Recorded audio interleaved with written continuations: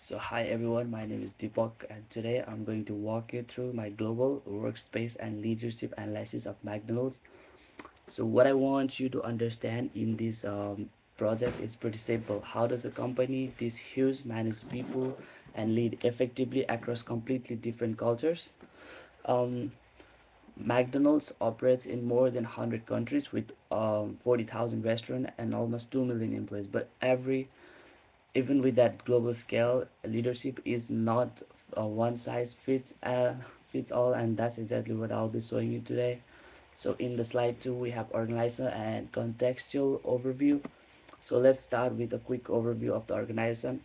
McDonald's is extremely decentralized. About 95% of its restaurants are run by franchise owner. This means the headquarters control the brand, the quality, the system, and the people management and leadership often depend on the local context.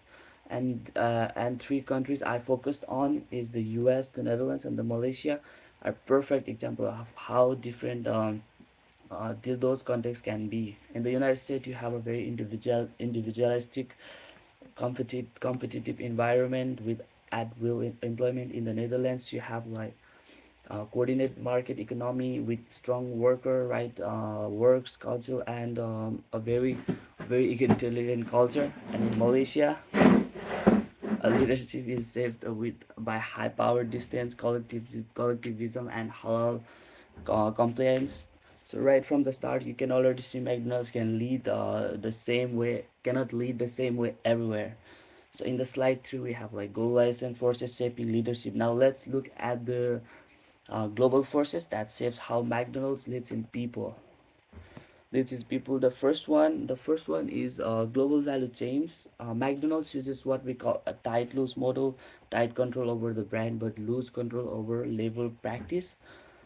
This creates flexibility but not also tension. The second force is digitalization, automation, kiosks, mobile ordering. These technologies are changing frontline jobs, but the speed of adoption depends on labor cost. For example, automation grows faster in the US than in Malaysia. The third force is outsourcing and franchising. This creates a two-tier workforce, a global corporate group that moves around the world, and a local front workforce that is deeply rooted in local culture. And finally, transitional regulation, EU labor laws, halal certification, and international food safety standards are force McDonald's to adopt its HR policies locally. So leadership is constantly being shaped by this global pressure. So let's look in the slide 4. We have like hope state culture dimension to understand why leadership looks different in its countries. I use Hofstede culture dimension here. What stands out? Malaysia has extremely high power distance, meaning people expect clear hierarchy and direct leadershipness. The Netherlands has low power distance and high individualism. People expect equality, open discussion, and consensus. The US has one of the highest scores in the world. Leadership is performance driven and very transactional, so these culture patterns explain why a leadership style that works perfectly in one country might completely fall in another. So in the slide 5 we have global standardization and versus local responsiveness. This brings us to the biggest leadership challenge McDonald's face, balancing global consistency with local adoption.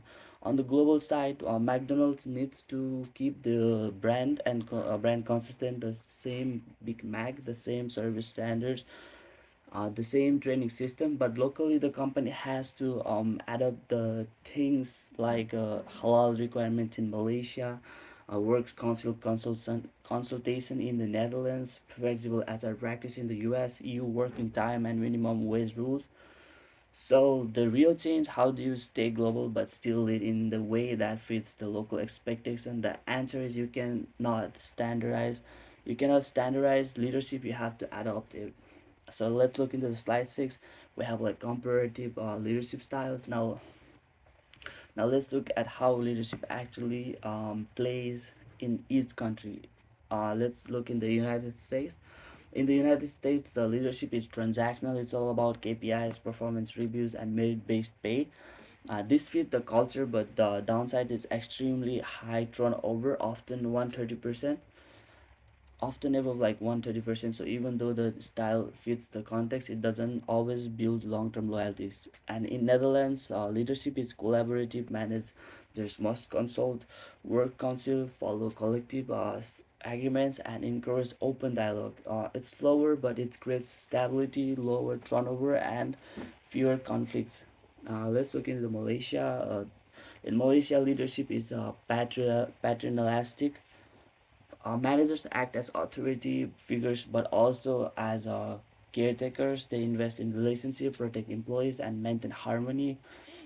This style works extremely well in collectivist culture, even though Western managers sometimes misinterpret it. So the key message here is leadership effectiveness depends on the culture and institutional environment. There is no universal best style. Let's look into the slide 7. We have a conclusion and key takeaways.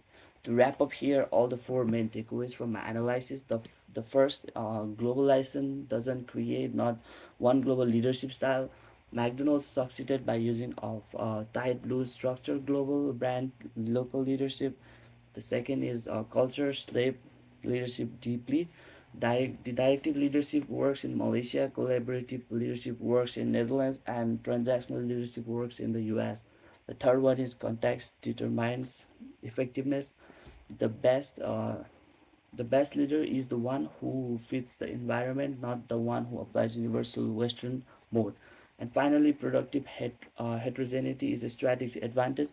McDonald doesn't try to eliminate the cultural differences, it manages them, and that's actually what makes the company competitive globally.